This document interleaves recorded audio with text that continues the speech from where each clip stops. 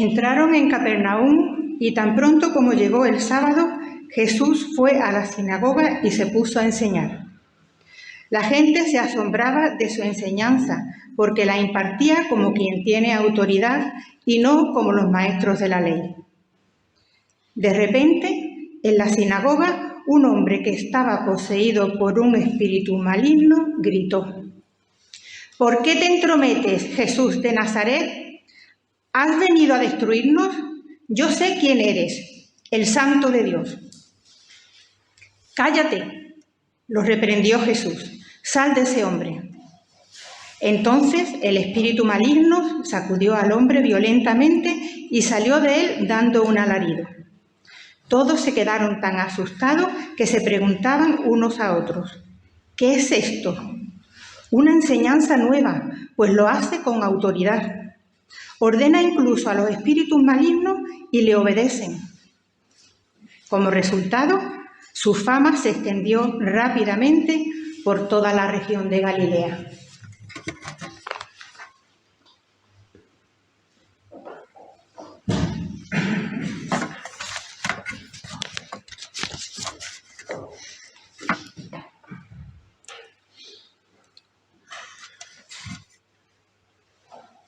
Me daría como para varios sermones este pasaje. Hay dos cosas centrales en el texto de hoy.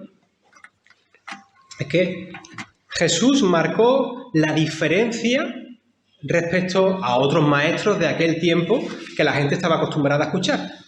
Jesús enseñaba con autoridad y también liberaba personas con autoridad. Hacía algo extraordinario en palabras, en enseñanza, y extraordinario también en hechos. Hechos que restituyen la vida de las personas. Hechos que otros maestros pues no hacían, evidentemente. Su autoridad es credibilidad y amparo de que el Padre estaba verdaderamente con él en su ministerio. Había frutos, personas cuyas vidas eran cambiadas. La autoridad de Jesús es lo que reluce en este pasaje. Puede que hoy en día, bueno, a lo mejor ya no tanto, porque la gente ya está un poco harta de actitudes sectarias y está harta de liderazgos con abuso espiritual, aunque hay personas que les gusta eso, se someten a eso, pero bueno. Pero algunos grupos cristianos han hecho tanto hincapié en la palabra autoridad y a veces en una autoridad que no es la autoridad de Jesús y no es la autoridad de la Iglesia, ni es la autoridad que tiene que tener un pastor, ¿no? Y han justificado estructuras tan injustas y tan aplastantes y asfixiantes, ¿no? Abusivas, con líderes que a lo mejor no se le puede cuestionar, que luego la palabra autoridad se ha visto un poquito ahí como enturbiada, ¿no? Se ha distorsionado. Entonces, quiero que hagamos un poco una separación de eso que no tiene nada que ver con la autoridad de Jesús, ¿no? Bueno, hemos leído al principio de nuestra celebración ese pasaje de Deuteronomio 18, del 15 al 20, que Eva leyó. Y allí veíamos a Moisés, a aquel que hablaba directamente con Dios. Y el Señor le promete a Moisés que va a levantar un profeta autorizado como él, ¿no? Que se está refiriendo a Jesús, pero un profeta en el sentido de la palabra que va a hablar, que es genuinamente palabra de Dios. Un profeta es un portavoz de Dios, un transmisor de la palabra de Dios.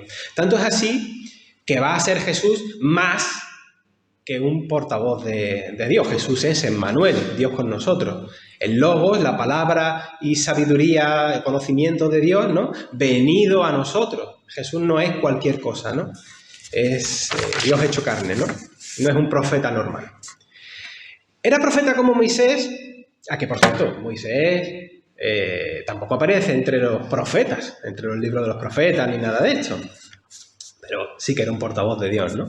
Pero era un profeta como Moisés, en tanto en que hablaba íntimamente con Dios y en que además era otro más en medio del pueblo, trayendo directamente palabra de Dios, ¿no?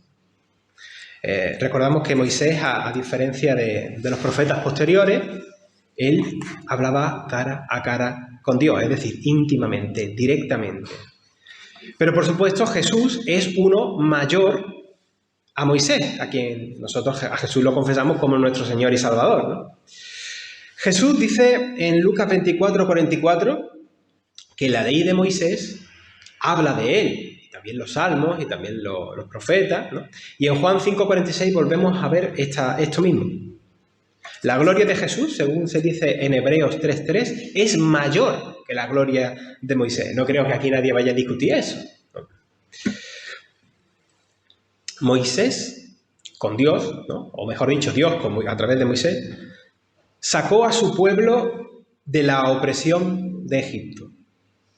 Y Jesús es quien nos saca de una opresión mayor.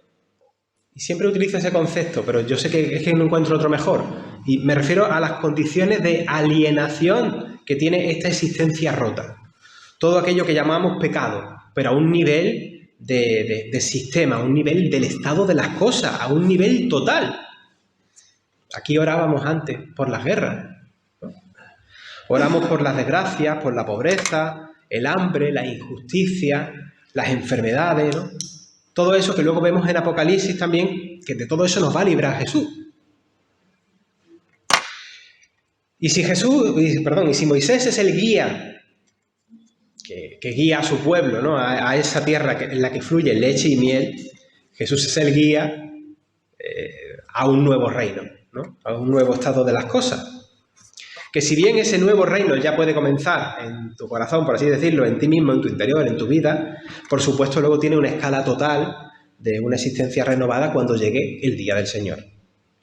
Por eso estamos siempre aquí, venimos aquí a festejar nuestra salvación, ¿no? Y por eso las celebraciones cristianas son un anticipo en el que festejamos lo que está por venir. Del texto de Deuteronomio veíamos que Dios le dice a Moisés: yo voy a pedir cuentas a aquellas personas que escuchen a este nuevo portavoz mío, a este nuevo profeta, y lo ignoren. Porque lo que él habla es lo que hablo yo. Sería el versículo 19 de ese capítulo 18. Ahora, mirando el pasaje que toca, en el capítulo 1 de Marcos, Jesús está al comienzo de su ministerio terrenal. Y Jesús está, imagínatelo, está en un pueblito pesquero, que es lo que realmente era, de un pueblo pesquero del mar de Galilea, que todos sabemos que de mar tiene poco, es un lago, ¿no? Ese pueblo era Cafarnaún o Capernaum, se escribe de varias formas. Y en ese momento Jesús no era tan famoso como lo va a ser después, porque está al comienzo de su ministerio. Por eso está en el capítulo 1 de Marcos. Curiosamente, Cafarnaún, como toda aquella zona de Galilea, era una región que había sido recolonizada o repoblada por los judíos de la época de los asmoneos. Y era gente, los que vivían allí, era gente muy patriota, muy patriota. No le hacía mucha gracia que se dijera todavía aquello de que aquello era Galilea de los gentiles, porque estaban ellos que eran judíos y muy, muy judíos, ¿no? Los gentiles ya sabéis que es una forma de decir los paganos. Pues estamos nosotros aquí, somos aquí más judíos que nadie, ¿no? E incluso allí, pues, también lo hemos dicho algunas veces, la idea que tenían los judíos de esperar a un Mesías, allí estaba muy acentuada el concepto de que esperaban un Mesías que iba a ser un guerrero, un Mesías militar, ¿no? Que poco se parece a Jesús, ¿verdad? Y el texto dice que era un sábado. Era un sábado. El día que por ley no se podía trabajar. Y era un día para acudir a la sinagoga. Y allí en la sinagoga estaba Jesús. Así como Jesús luego encuentra por parte de las autoridades del templo mucha oposición, vais a ver también en las narraciones en los evangelios, cuando Jesús está en las sinagogas, como también Jesús va a encontrar cada vez que está en ella, oposición de diversos tipos, ¿no? Muchas veces por las propias autoridades de la sinagoga que le reprochan. Otras veces la propia comunidad que está allí, como en el pasaje de Lucas 4. Y un ejemplo que tenemos hoy es un ejemplo muy pintoresco, ¿no? Es distinto. Y yo me pregunto, Jesús encuentra oposición en la sinagoga, que es donde tendrían que estar dispuestos a escuchar. ¿Y el evangelio de verdad encontrará oposición también en las propias iglesias, en las propias comunidades cristianas? ¿Rechazan los cristianos el evangelio para cambiarlo por algo, por una versión distorsionada que nos conviene más o que nos compromete un poquito menos? ¿Puede pasar esto? La pregunta tiene respuesta. Sí que tiene respuesta, pero yo la voy a hacer como si fuera una pregunta retórica, ya que cada cual se la responda. Y allí está Jesús en esta sinagoga, que no hace falta pensar en un edificio construido para eso, aunque allí hubo una, pero creo que son de siglo un poquito después.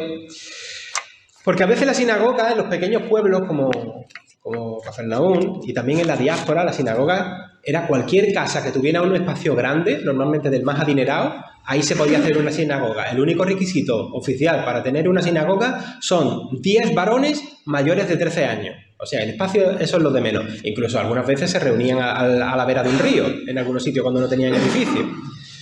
Bueno, pues allí estaba enseñando Jesús. Y los asistentes se quedaban admirados, flipados, diríamos hoy en día, ¿no? Con la enseñanza de Jesús. Estaban asombrados. Y el asombro era por la autoridad con la que predicaba. Dice, además se subraya aquí, ¿no? Se dice que no lo hacía como los letrados, no lo hacía como los escribas. Fíjate, es que no lo hacía como la gente preparada teológicamente para hacer eso. Lo hacía mejor, sabía de lo que hablaba. Jesús habla autorizado por Dios de una manera especial, por ser Él quien nos da a conocer realmente cómo es el Padre. Jesús es la palabra encarnada. Es la traducción, muchas veces uso este concepto porque es teológicamente correcto. Él es la traducción encarnada de Dios para darnos a conocer cómo es Dios.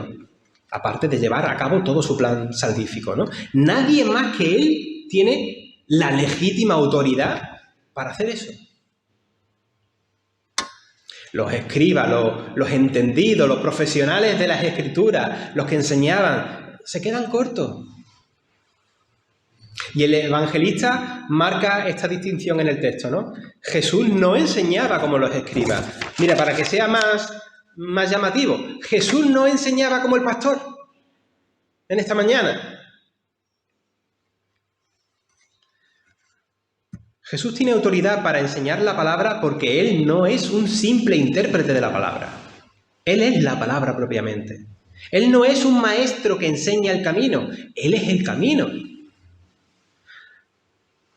No es un hombre que enseñaba la verdad. Es que Él es la verdad.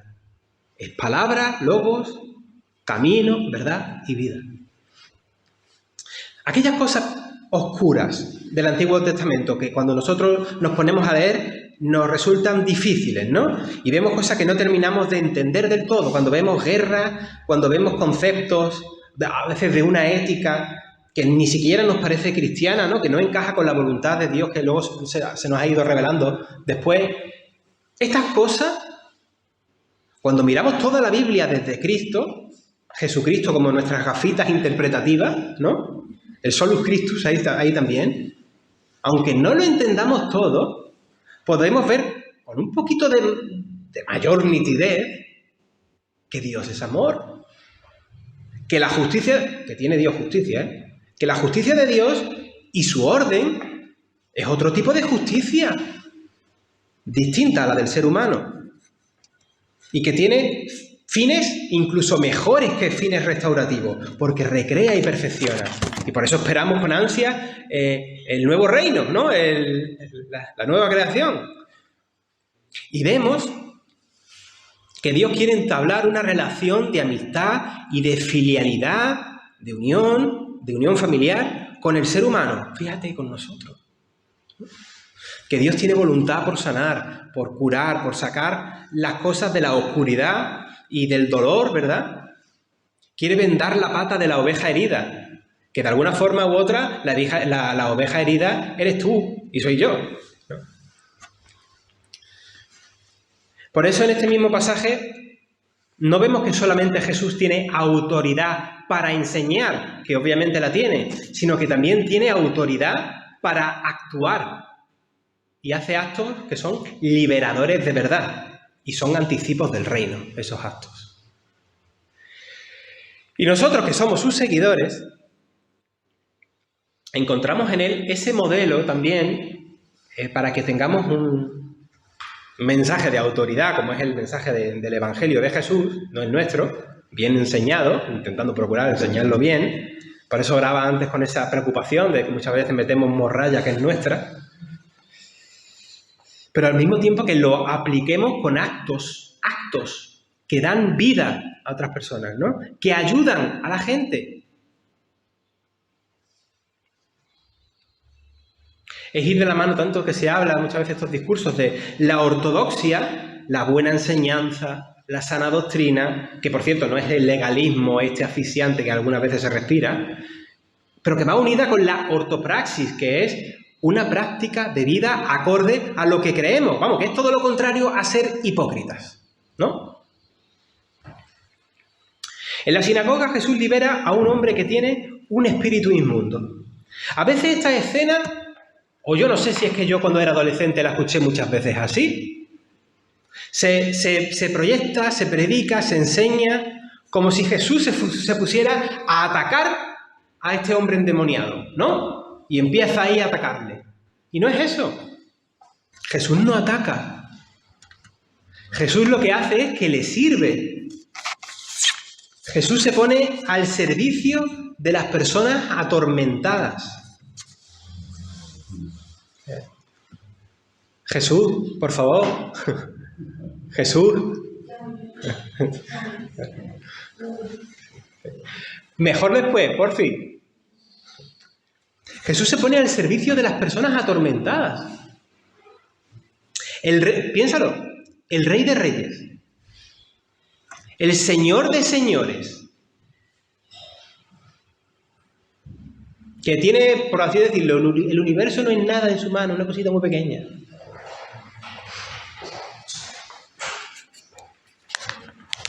Ha venido a nosotros. Pero no ha venido a nosotros a que nosotros le sirvamos a Él. Ha venido a nosotros a servirnos. Y por eso el reino de Dios no se parece en nada a cómo funcionan las cosas en nuestro mundo.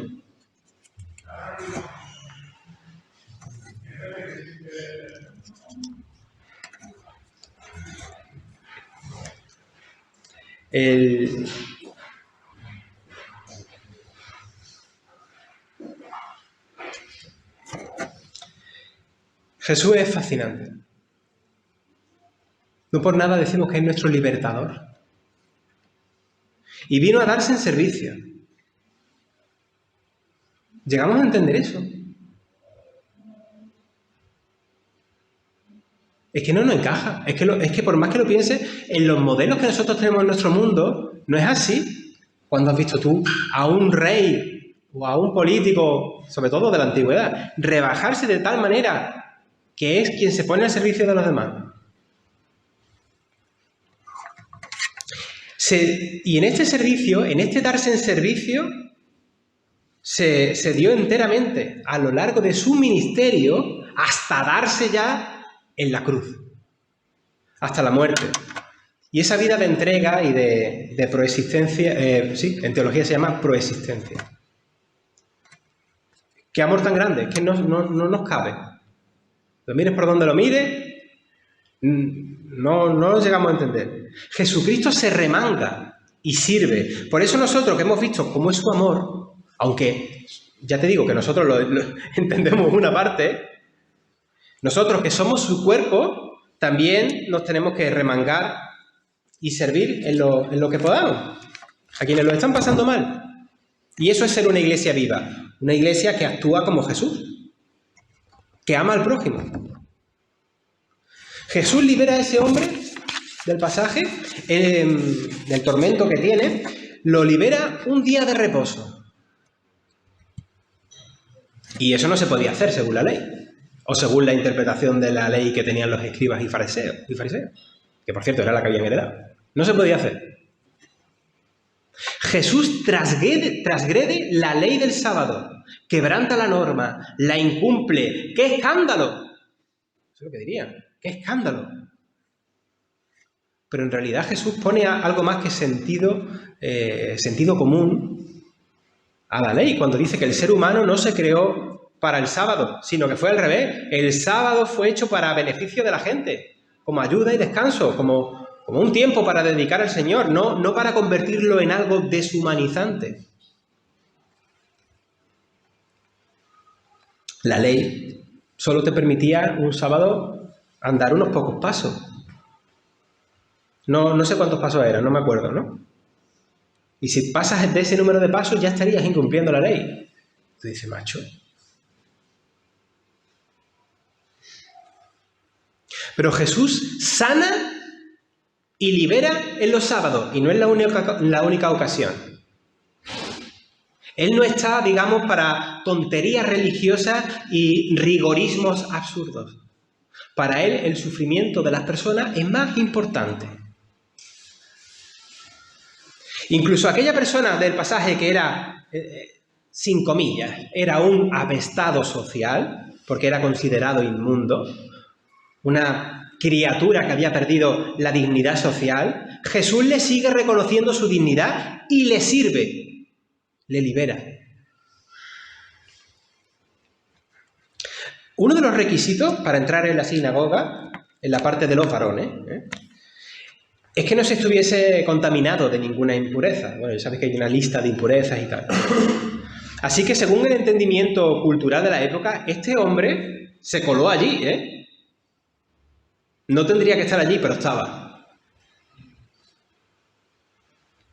Los judíos considerarían que la entrada de ese hombre allí había sido una impertinencia. Y harían como que no le ven. Pero Jesús le ve, le atiende y le libera en un sábado. Lo cual también es otra impertinencia, ¿no? Y lo hace por amor. Y esto es para emocionarse. Si tú te quieres ver reflejado en este endemoniado o en tu propia vida, esto es para emocionarse. Lo que el Señor ha hecho por ti y por mí merece ser tenido en cuenta, ser reconocido, ser reflexionado, ¿no? Y lo que nos toca a nosotros, no porque tengamos que hacerlo como una obligación para lograr algo, sino solamente por signo de gratitud, vida de agradecimiento, también tiene que ser reflexionado, ¿no? Y entonces para esos minutos que nos tocan ahora, me gustaría que pensáramos también en ello, ¿no? ¿Cómo agradecer ese amor tan grande? El Señor, el Dios del cosmos, ha venido a servirte y a sacarte de tu estado. Yo creo que la palabra gracia se queda tan corta. Bueno, pues eso. Salid de gloria.